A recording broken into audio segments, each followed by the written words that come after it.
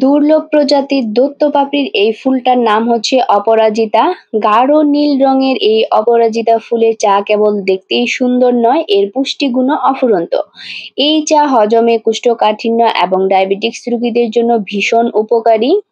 Hello everyone, আসসালামু আলাইকুম। কি অবস্থা সবার? কেমন আছেন সবাই? আশা করছি সবাই অনেক ভালো আছেন।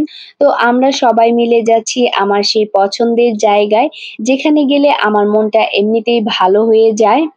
কিছুক্ষণ বসে থাকার পর এই শোলা দেখে ছোটবেলায় সবাই মিলে যে পলান্তি খেলতাম সেটার কথা মনে পড়ে গেল।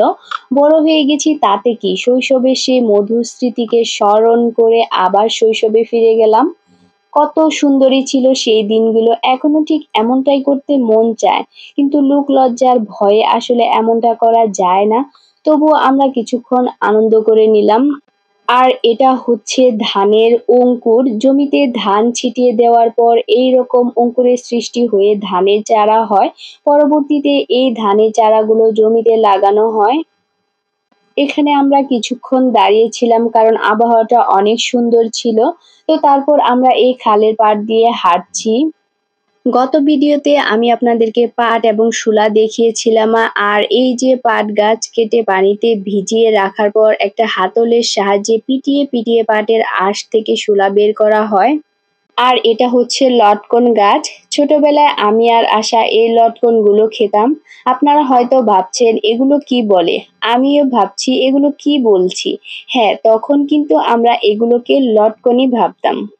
লটকনের মধ্যে যে কুসকুস অংশ থাকে এটা না পেয়ে তখন আবার ফেলে দিতাম।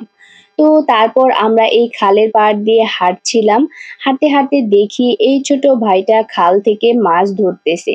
সে এখানে মোটামুটি ভালোই মাছ ধরেছিল। মাছগুলো কি সুন্দর করে নড়াচড়া করছে। এই মাছ ধরার দৃশ্য দেখে আমারও মাছ ধরতে ইচ্ছে করছিল।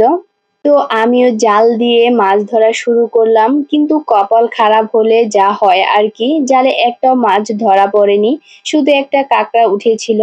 কে কে এইভাবে মাছ ধরেছেন অবশ্যই কমেন্টে জানাবেন। জালে একটাও মাছ ধরা পড়েনি, এর জন্য আমার মনটা খারাপ হয়ে গিয়েছিল। তাই আমি ভাইয়াটাকে বললাম মাছগুলো আমাকে দিয়ে দেন, কিন্তু আসলে উনি এটা আমার কাছে বিক্রি করতে রাজি হননি। আর ওই যে বটগাছটা দেখতে পাচ্ছেন, ওইখানে হচ্ছে আমাদের ধান ক্ষেত। আর এদিকে সন্ধ্যা হয়ে আসছিল। এই সময়টাকে বলা হয় গোধূলি। তো ভিডিওটা আজকের মতো এই পর্যন্তই।